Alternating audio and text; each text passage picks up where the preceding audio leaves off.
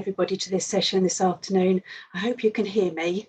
My name's Anastasia Simpson. I'm the Assistant Director of Partnerships at Tendring District Council, and I'd like to welcome you to this PPMA session where we're going to be looking at capitalising on the pandemic's impact on workforce, culture and technology. So before we actually turn to our speakers, I'd just like to give you a few of the housekeeping rules, if that's all right. Please could I ask all participants if they could keep their speakers on mute. If you have any questions, please put them in the chat box. And I'd also just want to mention that the session is going to be recorded today, but if you are asking a question or you have got your cameras on, it will only be the speakers that will actually be seen in terms of the recording. So I think now I'll probably pass on to Finn, and I'd just like to introduce Finn, who's joining us and going to be leading the session this afternoon from Penna. She's the HR recruitment lead for Penna. Can I pass to you, Finn? Thank you very much, Anastasia. Hi, everyone. As Anastasia mentioned, I'm Finn Faye, and I lead the HR interim practice at Penna. Well, to the main event, it's my absolute pleasure to introduce our panel of guest speakers today. So we have Chris Naylor. Chris is a highly respected former local authority CEO. He spent 7 years as chief executive of the London Borough of Barking and Dagenham from 2015. He was named CEO of the Year by the MJ in 2020, and the London Borough of Barking and Dagenham under his leadership were twice named Council of the Year. He was seconded to Birmingham City Council for a year in March 2020 to help the city with its ongoing improvement journey, and to help lead through COVID and preparations for the Commonwealth Games. Chris is now a director of Inner Circle Consulting, helping councils up and down the country to transform what they do. Our next speaker is Amanda Mays. Amanda is an experienced senior leader with significant experience in human resources, organizational development, transformation and operational improvement. Amanda started her career with Royal Mail. Since then, she's provided strategic leadership and consultancy services on the people agenda in both the public and private sectors. Amanda is currently at Birmingham City Council, leading the transformation of the people services, and is still on a high, having experienced the most bold and most vibrant Commonwealth Games in an amazing city. Prior to joining Birmingham, Amanda proudly led the transformation of the City of London Corporation, which was a pivotal moment for this historic institution, which had a need to be more agile, responsive and collaborative for the benefit of both London and the global financial sector. Finally, Gordon McFarlane has worked in a number of local authorities over the years and has been with Leicestershire County Council for nearly 10 years as Assistant Director for a number of corporate services, including HR. He is a highly successful senior and empathic leader.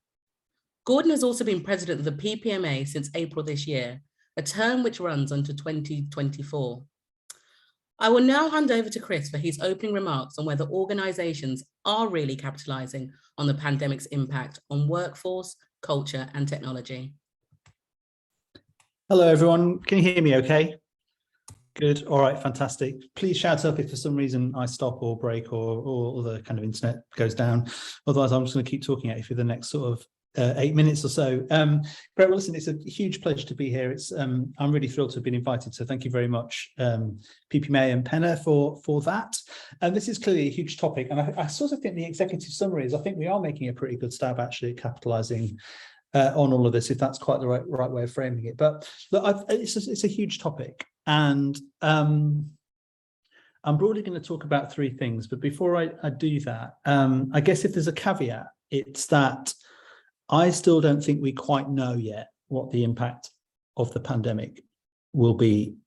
We're still in it to some extent, and I think there's quite a lot of water still to flow under the bridge. I think we need to give it a bit of time. I think we need to be in sort of discovery or reflection mode, and not rush it. And I don't know about you, but I still sort of don't feel that as a sort of a country, as people, we've quite yet come to terms with what's happened.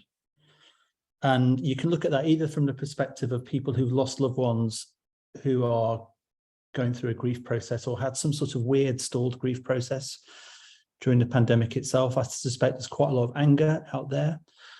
We're talking probably at least 250,000 people who've died or have in some other way experienced life-changing disabilities, I guess, for want of a better phrase. So I think there's sort of it's big, and I don't think we quite know yet. And of course, it's happening alongside a whole bunch of other stuff that's big: climate change, cost of living crisis, globalization. There's something I think about sort of patterns of authority and trust being disrupted. I certainly found that when I had the role of chief executive, that people who in the organizations I was leading were always very polite and kind of respectful, but I was under no illusions that I really had any authority. Say, oh, panic over, I'm in rural France and it's very hot and the internet occasionally drops. So I was basically sort of saying trust in institutions. So there's a lot going on, is what I'm saying, by way of kind of opening preamble. And it feels to me that like we shouldn't rush to make this too small too quickly. And that the kaleidoscope has kind of been shaken a bit, and we're going to have the ability to influence how some of the pieces fall back, but not all of it. And so I think we need to give it space. So look, three things then. So the first one is like ways of working. I mean, this is kind of almost like self-evident and obvious, the impact of the pandemic and how we've responded to it. But there's definitely something about the stickiness of those changes. People who are finding new patterns of work, supporting caring responsibilities, thinking about their well-being, thinking about their carbon footprint. And it definitely feels to me like, and it must be for everyone else on this call, like the genie is definitely out of the bottle in terms of people working in flexible, novel, different ways. The fact that I'm delivering this presentation from France, I'm here for the whole month, we've rented a house, I'm working, I'm having annoying internet problems today, but generally speaking, it's totally fine. Like, would have been impossible to conceive of doing a couple of years ago. And now it almost feels impossible to conceive of someone telling me I couldn't do it. Right. And I've spoken to a couple of chief execs recently who've sort of said to me like slightly odd, well, I think they're slightly odd things. They've said, look, like enough's enough now. In September, everyone's back in the office. And I'm like, guys, it's for the fucking birds, right? You know, and it's difficult, especially if they're interesting observation. I might turn my camera off. Let's see if that helps. Okay. And okay. So the genie's out of the box. And that clearly, I think, has like a big impact on how we manage people. I think it's got a huge burden on how we think about teams and team dynamics, and when technology, how we get hybrid working in a way that enables the kind of real parity of esteem between people who are in the room, who aren't in the room. These are all things we need to work through. But I also think there's a wider point here, which is about how we worked during the pandemic. It was awesome the way in which we brought teams together across professional disciplines at pace and speed, and were able to kind of deliver results and a sense of sort of mission and purpose and agile working. And I genuinely feel that there's a huge risk that we kind of fall back to kind of old ways of working, professional hierarchies, silos, you know, the great requirement for sort of huge transformation programs, and we want to deliver change. You know, some of the stuff that we were able to pull off in the second and third weeks of March 2020, mobilizing thousands of people to work in a different way, without a PID document in sight, without a bloody governance to shake a stick at. And I'm generally in favor of all this sort of stuff, right? But there's something there about how we kind of capture the spirit of that and how we keep that going. And that's about leadership and management as well as it is about the other things we've talked about. Second sort of thread and theme for me is about equalities. And I don't mean sort of like vanilla, safe, kind of corporate, almost like commercial sort of EDI. I'm sort of really talking here, I think, about kind of a visceral sense of injustice and anger. And it seemed to me that certainly at the start of the pandemic, a number of sort of structural dimensions of our communities and place that had been hidden in plain sight for too many people for too long suddenly became like not hidden and very, very obvious and real. I was working in Birmingham at the time, and at the start of the pandemic, if you were a Bangladeshi man, you were twice as likely to die of COVID in those opening months than if you were a white man. And of course, all of that happened alongside the Black Lives Matters campaign, and really this is embarrassing and very frustrating for all of you. So look, the point I was making was about equalities. A sort of very, I think, visceral sense that some of these structural barriers that have been hidden in plain sight were kind of very live. And I suppose what I've taken from that is two things. One is the utter requirement on public services to design for the furthest first in the next phase of their development. There's no version of this, I think, where we're going to get through rising demand, reconnecting with people, building bonds of trust, all the sorts of things that are vital if we're going to address some of the big challenges that we face, without, I think, understanding what holds people back and how we are able to work in a way that enables those barriers to be broken. Just to bring that alive, Barking and Dagenham in 2015, the average healthy life expectancy of women in that borough, 25 minutes away from the most successful city economy on earth, was 53 years old. A quarter of women in that borough have reported an incident of domestic abuse to the police. 1 in 30 have experienced female genital mutilation, and 1 in 3 14-year-olds, both boys and girls, have said to us that they think it's okay to hit their partner if their partner has been out of line. My point I'm making here is that like we cannot possibly, as an organization, understand how we can provide services unless we see those barriers and those inequalities. And my view is that you if you're going to see it, you kind of got to be it, right? Hello, sorry everybody.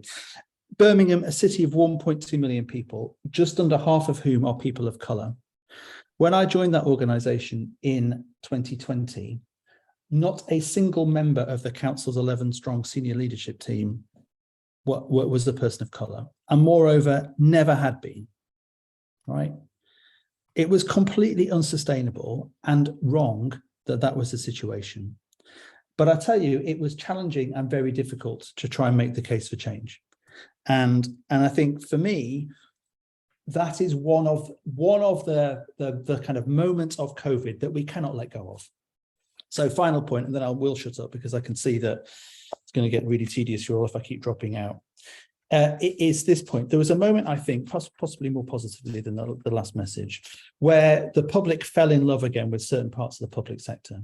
Right, we fell in love with the NHS again, clapping and banging things and all the rest of it. And more recently, we've re-fallen in love with firefighters, right, for all obvious reasons. We never quite fell back in love with local government, right? And which was a shame, really, if you think about what we were up to at the time. And it's one of the reasons why Inner Circle recently have kind of sponsored and have launched a Love Local Government campaign, actually with Penna, with Solace. Gordon, we should probably chat about the involvement of the PPMA in this, which essentially is trying to kind of get a national momentum behind a campaign around what we do, why it's amazing, why it's a great career choice for people. And it seems to me that this is it, because I think this point about sort of mission and purpose and a sense of hope is, I think, what combined some of the things I've been talking about today. First of all, I think if we're thinking about talent, unless we're thinking about all the talents, then we aren't going to make it. We aren't going to make it if our version of talent is restricted to people who have not dissimilar characteristics to myself. And yet a lot of the people at the top of organizations have characteristics very similar to myself. And that's a point as much about pipeline and who we're bringing into the sector and how we're promoting and supporting and developing people. It's a challenge, I think, for us all in the HR community. I think it does require us to think very hard about how we are taking positive action in our organizations to see the change we need to see. I had a number of conversations over the last couple of years where I've been talking about this, and the message back has been, but we've got to treat everybody the same. And my message back would be, well, if people have different starting points, if there's aspects of their lives over generations that have held them back, if we treat everybody the same, then you're going to get unequal outcomes. And I genuinely think that is part of what's been happening in some of our organizations. And we've got to find a way through it. And it's not easy. I don't have the answer to all of it, but it's a challenge. And I think it's a challenge that's directly from this COVID period. But I do think, and I'm recruiting people at the moment. Would you like to start your response to some of the comments that Chris has raised, just while we get him back? Absolutely. Good afternoon, everybody. I think Chris raised a really good point, actually, about that we fell back in love with the NHS, but not local government. And as an HR professional, I think it's fair to say that I think organisations did fall back in love with HR, because I think most of us from that world showed how much we stepped up and how much we were able to respond at the very early days of the crisis, and the amount we put into furlough, into keeping the wheels on the bus, in terms of how we managed to keep organisations afloat. I think HR, and I would say this, but really did step up. But I think in terms of capitalising on the pandemic, which is the subject of today, is how do we keep that momentum going from firefighting phase into actually continuing to prove that we're a strategic partner at the table. And the point on equity, on how do we manage the issues around diversity in the organisation, I think is something that we need to, as a profession, continue to step up and lead. We joked before we started that Chris has handed over the baton, that Commonwealth reference that I'm in Birmingham now, and really pleased to say that actually the HR team have stepped up enormously in terms of what we're calling everyone's battle, everyone's business, to respond to the fact that we need to be representative of our society. Because, as Chris said, as one of the largest local government in Europe, if we're not representative of our society, how can we start to really capitalise and keep the momentum on the positive change? And just a couple of the things that we've done, I think might be worth emphasising within people services, is about having a really robust action plan that we're governed on, in terms of how do we get diverse shortlists, for senior posts, how do we even market ourselves and attract people from minority communities to come and apply and work with us. So certainly we're holding ourselves to account in terms of making our recruitment practice far more diverse, and encouraging early careers activity. So people start to see young people. We're one of the youngest city, but we don't have a young workforce, and I think that's an issue that most of us have, is how do we attract young people? So really focusing on early careers, so to show that we are an employer of choice within the Birmingham city. So I think that's important. And also I think we showed within our profession during the pandemic how it was important to partner and break down the silos. So I think the role of partnering within HR, again, to continue the great stuff that we've started, has got to be front and centre, and to really start breaking down those silos. And to use partnering as, and I know it's often said, but as business partners, to be that strategic partner, to support the different areas within the council, work together and design their services that really put the residents at the heart of their service, and rather than being seen as separate silo working. So I think from my experience in Birmingham and at the corporation previously, it's collaboration is the number one word, and making sure that HR are seen as the centre, and still continuing to respond to that. I could go on, but Gordon's probably wishing to come in. Yeah, happy to come in just briefly. I think, and building on some of those points, I think just running through it, and obviously all the themes link, but it feels like in terms of ways of working, it was obviously enforced. It was enforced overnight. We're now at the relative start of actually what's quite a big culture change, and we need to keep pushing that. And I think it's quite disappointing that a couple of chief execs that Chris has talked to have said come September, because I haven't come across anybody who's been saying that. So it's kind of disappointing to hear that that's and absolutely the right challenge. If you insist on that, they'll go somewhere else, because people's expectations have absolutely changed. I think the point around what we did during the pandemic, we work in bureaucratic organisations, we work with bureaucratic organisations, and I think within the authority that I'm in, and then working across Resilience Partnership, we got rid of some of that bureaucracy. We made decisions quickly. We agreed a policy in 3 days, ran it through the trade unions, had it in place the following Monday or whatever it was. It was great. We are slipping back, and there's a real danger that we slip back into a traditional bureaucratic sort of ways of working. And some of that is because we're member-led organisations, and I think linked to hybrid working, I've certainly had some reasonably challenging conversations with a couple of members here who say, because I can't see people, they're not working, they don't respond, I need them in the office. And you go through that bit of a merry-go-round with them. I mean, we're not going to move back to how we were before, but there's something that we need to do to convince that we can be effective and productive. Productivity is a word that's mentioned quite a lot. I don't think we've become less productive, and possibly in some areas more productive. But there's just a sense that we're needing to justify that from time to time.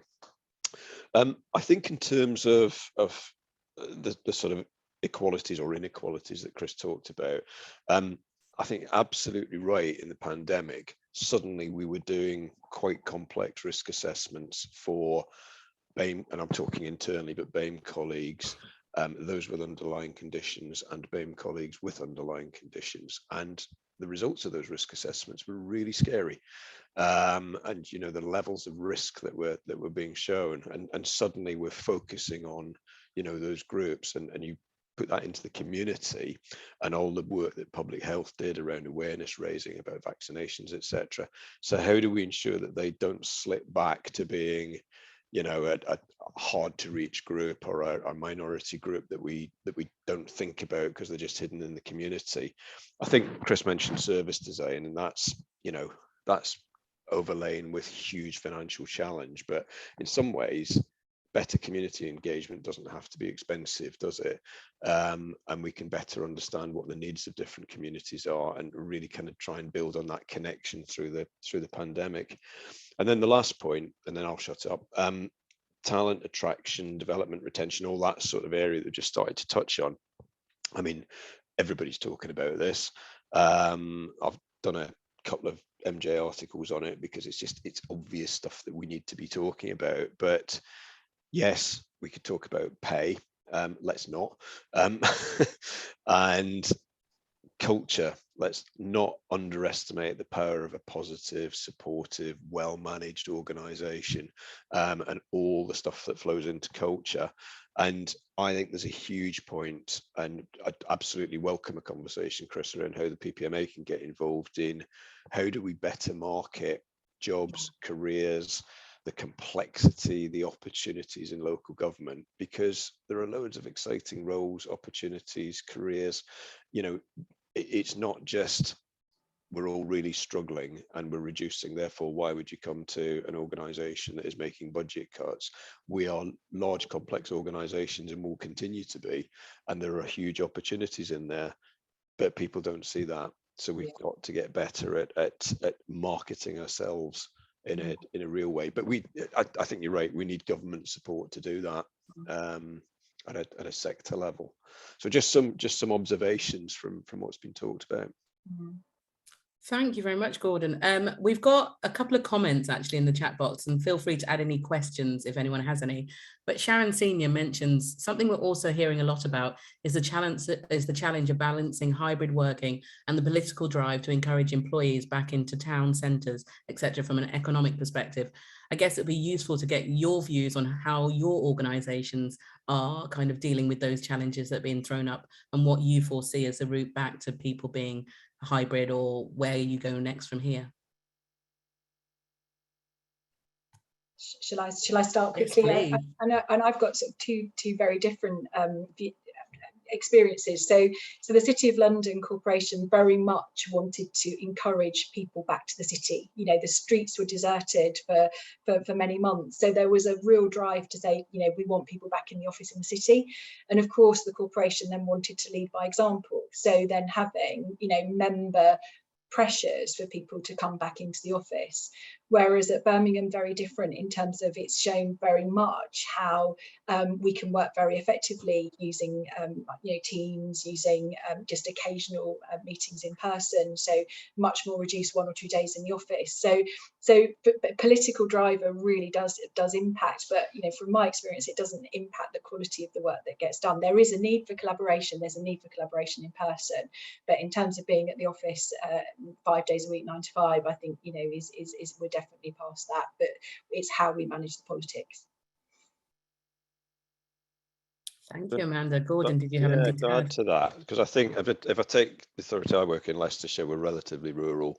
We've got an out-of-town county hall campus, so we're not under that pressure. But what we are doing is we're saying we need less space and we will lease our space out, typically to health colleagues, but we will lease our space out. So actually, in terms of the footprint, we're gradually increasing it. It's very slow to increase, but we are gradually increasing. We're having some successes with more health colleagues using our buildings on a lease basis.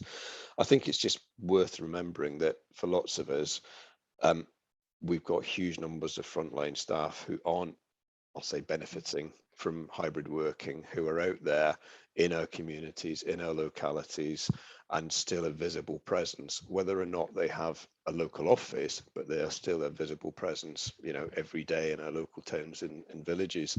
So it's a real mixed picture, and we just have to remember that, I think. Thank you.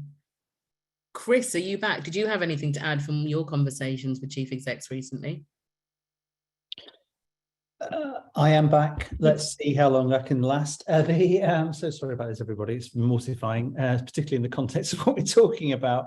So I think, so actually, let's just pick up on that point, actually. I think one of the things that we are all struggling with a little bit at the moment is hybrid working.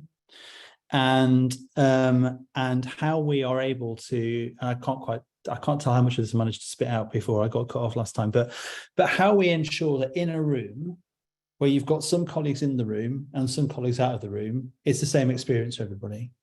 I think meetings tend to work really well if they're one or the other, but it's challenging if they're a bit of both. And I wish we had some of the same amount of energy behind how we fixed it the first time around to this point, because it can't be beyond the wit of humankind to figure this out, I don't think. And it's complex because it sort of plays through to kind of building design and ways of working and all that sort of stuff. But it does seem to me that's a pretty pivotal thing for us to get right next. Certainly when I was in the latter months in embarking, we were reconfiguring a lot of our space to be kind of like bookable team spaces. So taking a lot of, I mean, it was pretty open plan anyway, but sort of removing any final vestige of sort of team ownership of spaces and deliberately redesigning them so that teams could come together at certain moments in time during the course of a month. The comms team is a really good example of this. They didn't need to be together all of the time, but there were certain moments in the month where it was really, really vital that they did and that they were able to do that. So I think there's something about team design, use of technology, the application of that technology, the resilience of that technology, and how we lead and manage our organizations, which is, I still think, is in that discovery phase. I don't think we've quite cracked it. I don't know if this is a point Gordon might be making, but as you drop for a moment, Gordon, but just on the point about sort of the need to be back in places, like it definitely cuts both ways. There are local high streets and suburbs and villages that are thriving now when they were really struggling because people are working from home more often. So I think it definitely cuts both ways. And isn't there a point, Chris, as well about it is that productivity performance bit that we mentioned as well? It's how do we demonstrate that you can still deliver through having measurable, clear productivity or performance outcomes that you can show that actually there isn't a decline in being able to deliver for those, as you say, Gordon, that can work at home. Obviously that there are some that can't. So I think there is a role for us as well to really demonstrate that actually performance and productivity is still as good, irrespective of where you're based. I think that's absolutely, yeah, I think that's absolutely right. Not quite sure what those measures are, but that's okay. These are questions, right? We need to kind of, it's how we give confidence and assurance, isn't it? I think around some of that stuff. Gordon, I'll remember this. Gordon and I worked together in Tower Hamlets many years ago, and I remember one day we'd been sort of gently trying to push this. About a decade ago, we just managed to get like cloud-based stuff, and we were all very proud of ourselves for doing it. Anyway, one of our cabinet members had been to B&Q and had spotted a member of staff in B&Q at like sort of 2 o'clock in the afternoon. And he sort of came into, like, smashed into her. I told you. We're all taking the piss, you know. So it is, yeah, we shouldn't get too starry-eyed about this stuff. We've got to take people with us. Yeah. There was a final point. I put it in the chat, but I didn't manage to say it, and I'm going to keep talking whenever before the French cut me off. Was this point about sort of the talent attraction piece, and maybe it's my business, I don't know, but like we're speaking to candidates and they are absolutely banking the money, right? And so that's, that's, I think to your point, Gordon, they're, like a bidding war is not good. I mean, they're definitely being punchy on salary, and we're offering this and they're coming straight in. But anyway, that's, a bit in the hustle. Secondly, they're kind of assuming the flexible working point. I've had some candidates say to me, like, they don't work after 4:30. I mean, like, they're pretty, I'm not sure I'd be that punchy, but anyway, good luck to them. What the kind of differentiator, the thing that's kind of binding them and keeping them, and I have to say, we're having loads of people you make offers to, they accept them, and then they don't. You got to keep them in. You got to be nice to them all the way through, right? That's shorthand. Nice to them all the time, obviously, but the thing that's the hook is this sense of purpose and mission and prospect and hope, and that it fits with their values. And you know what? The sector should be knocking that out of the park, right? If you're so minded that if basically you're driven by a desire to help people and change the world, there is no better sector to ply your trade than local government. And somehow, and that's the kind of the point of the Love Local Government campaign, I think, is to try and find RAF, which is, sort of, it's a Navy, isn't it? Born in Gateshead, but made in the Royal Navy sort of thing. There's something about that campaign that I think is very successful. And yeah, I'll stop there. I'll quit while I'm ahead on the internet connection. Thank you. We've got a couple of questions in the chat. So Lindsay says, picking up on the technology point around the pandemic's impact, are you doing more to support your staff with their digital skills, considering that some employees have differing skills in this area? Can I come in just briefly on that one? Because I think we've realised it's an assumption that we've made for years that people are capable and competent at using even the basic sort of levels of technology. And as soon as they had to, realize, probably include myself, that not.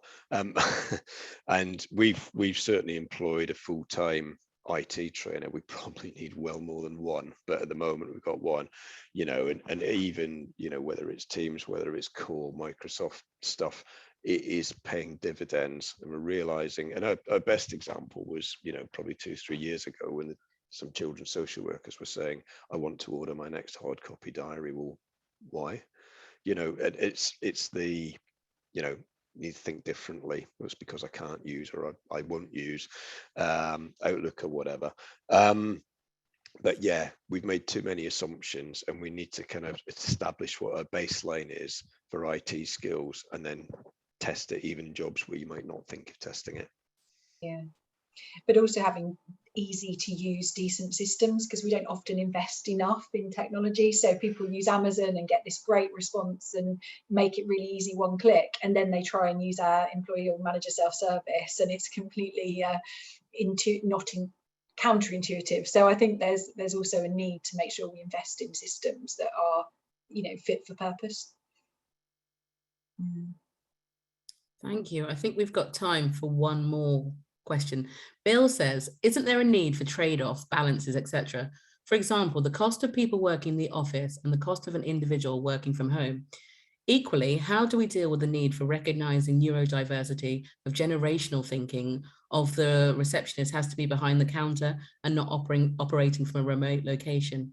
Also, how are we using measurable KPIs to demonstrate that accountability and performance has not dropped because of hybrid / working from home?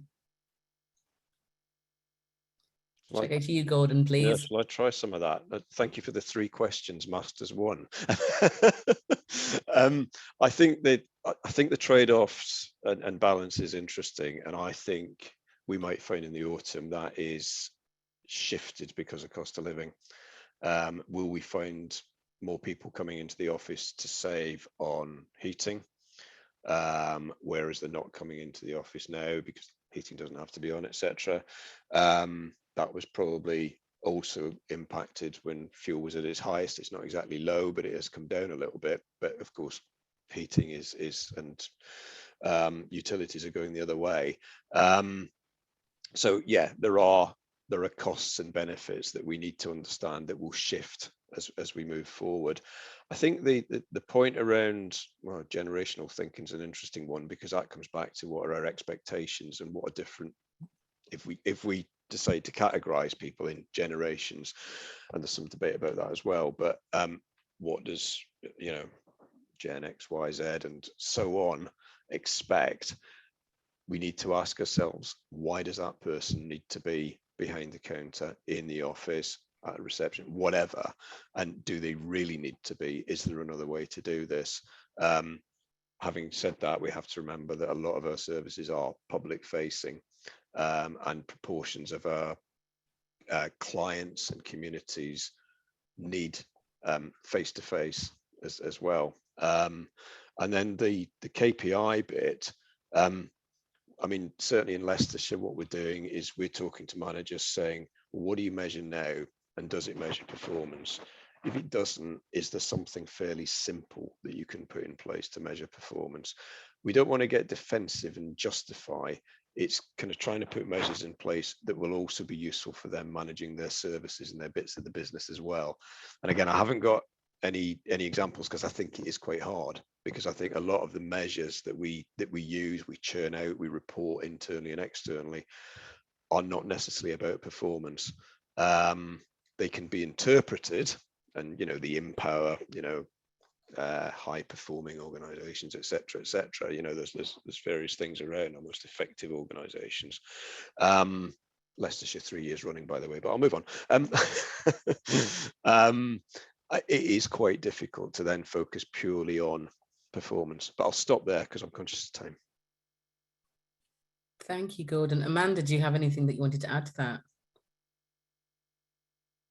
No, I think you summed it up really well, but there, you know, to get to those performance KPIs, $1 million question that we're all searching for, but yeah, no, I agree with what Gordon said. Brilliant. Chris?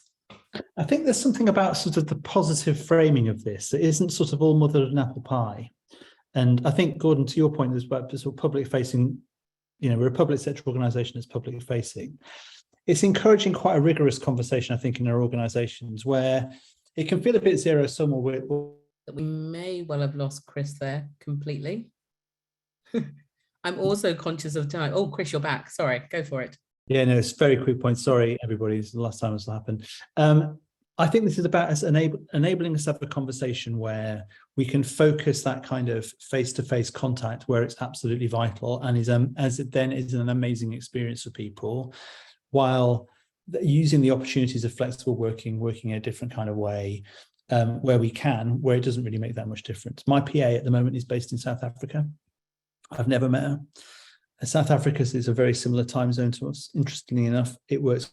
He's left us hanging on a thread. We all want to hear more about the PA in South Africa, don't we? I think it's working well. She's great. Yeah.